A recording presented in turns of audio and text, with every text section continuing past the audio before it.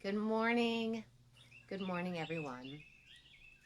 I know I'm live. I'm going to give folks a minute or two to trickle in here.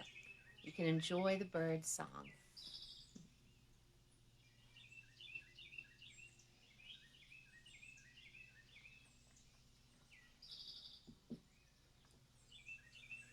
All right. I am excited to be here with you this Monday morning to talk about the fourth chapter of Simplicity Parenting by Kim Payne. Now, Kim Payne takes us through 4 areas of our life that he suggests that we simplify. And in doing so, we will decrease overwhelm and anxiety in our children's lives and allow for more joy and connection.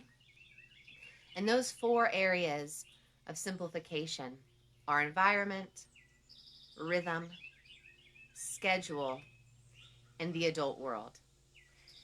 And last week we talked about the environment piece, where we focused a lot on toys and the toy clutter in your child's space. And I've started some more conversations this morning in our Facebook group about that, so go and check those out when we're done. But this morning, we are focusing on the second area of simplification, which is rhythm. Now, rhythm often feels elusive to us. We hear a lot of talk about rhythm in the early childhood world, and especially within Waldorf circles. And we hear about the importance of rhythm, and we see beautiful charts for establishing rhythm, but often we just can't grasp it. Now, the next area, schedules, is often confused with rhythm. Rhythm is not strictly tied to clock time, but it is loosely related to it. Rhythm is the order things happen, the way your day flows, and the way your week flows. So we're not talking about what happens at specific times, but more what happens in what order and when. Like what happens when you wake up in the morning? What happens around mealtime or before bed? What happens on a Saturday morning versus a Thursday morning?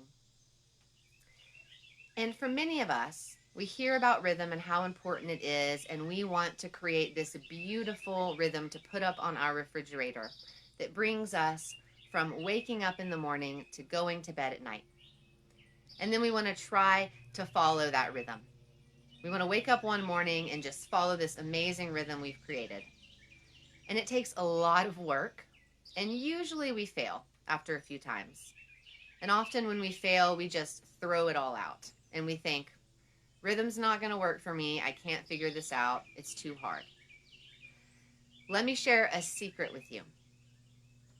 The easiest way to develop rhythm is one change at a time.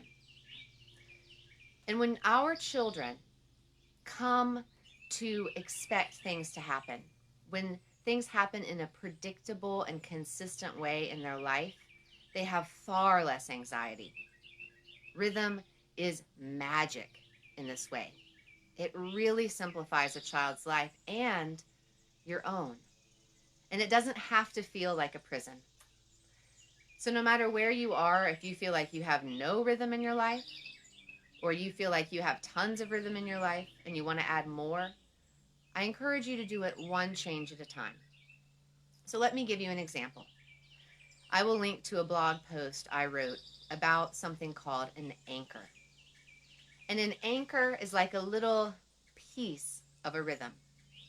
It is a predictable, consistent happening in your child or your family's life. And this can be something that happens every day or something that happens every week. I encourage you to try to find an anchor around mealtime or bedtime and to give it a try in your child's life. So what this might look like is adding one element to your bedtime or one element to your mealtime. I even discourage you from trying to create a huge bedtime routine and then suddenly act it out with your child and go through it. Instead, just think of one part of that. Dream the big picture, but then pick one part and add that until it becomes a habit. And then from that habit, build another habit. And so I see my friend Crystal on here. Good morning, Crystal. And I know she teaches a lot about yoga and meditation. And I would imagine that you would say the same thing, Crystal, that to build habits in our life, we need to start small and make one thing a consistent, predictable aspect of our life. And then to add on to that. And know that by adding just 1 or 2 anchors in your day or your week and continuing to have that in your life, predictable and consistent, that just with those couple anchors, it can transform your family life. It will give your child an opportunity to know what to expect at that time of day, every day. And then they will know you are going to be there with them. Rhythm is about connection. So when you think about your rhythm, don't just think about what you're going to do from here to here to here during your day. You know, you need to check off all these activities to get through your day. Don't just think about that when you create rhythm, but think about connection. That is the point. What we do with people over and over again, it connects us. And it tells our children what is important, the things that we do again and again. So when I work with families, often the first rhythm we will add is around mealtime. Perhaps you will have a candle in the middle of your table that you will light for the first time and have everyone come together and sit down and eat that meal together. And maybe when you light the candle, you will have a moment of silence or have a moment to be grateful for your food or to say a prayer, whatever resonates with you. And there's just something about that. Lighting a candle with everyone in your family watching, it becomes significant. And if you don't do that, I encourage you to try. And there's magic in that flame dancing on the candle. And in my family and in my school, when the flame was dancing on the candle, that's when everyone had to stay at the table.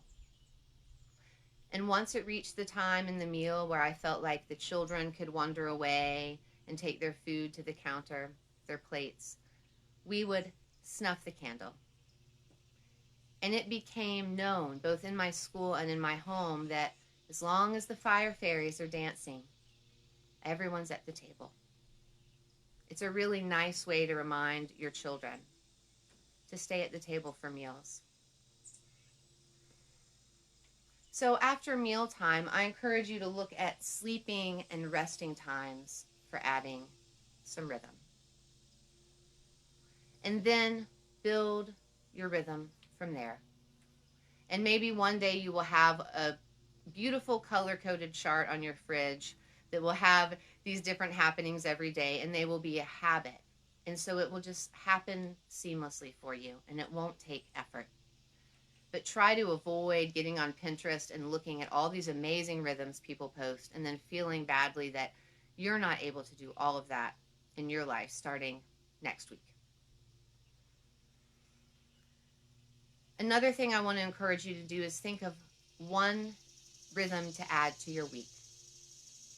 Maybe that is a game night certain nights, or a pizza night certain nights. Maybe you go hiking one afternoon a week. Think of something you can add to your week that connects your whole family. And build from there. And reach out to me if you have any questions about doing any of this. I will put some different ideas in our group this week, some different blog posts from people I know who have helped me as I try to shape my family's rhythm. But the big takeaway is this. You want to add predictable and consistent moments to your children's lives. And just to add a little plug here, if you have neurodivergent children, or you yourself are, we're a family full of neurodiverse folks here. Rhythm has been one of the biggest helps in our life. When my children wake up and get out of bed and they know what's going to happen, They don't wake up kind of in a funk and curious because they're anxious about what might happen that day. They at least know how their day is going to begin. So know there's magic in this. All right, friends. It is always lovely to be here with you. And I wonder if you happen to see the hummingbird. I heard him flying to the feeder right here. Maybe we can spy him in the video recording. Much love to you all on this day. And let's dive in and talk about this.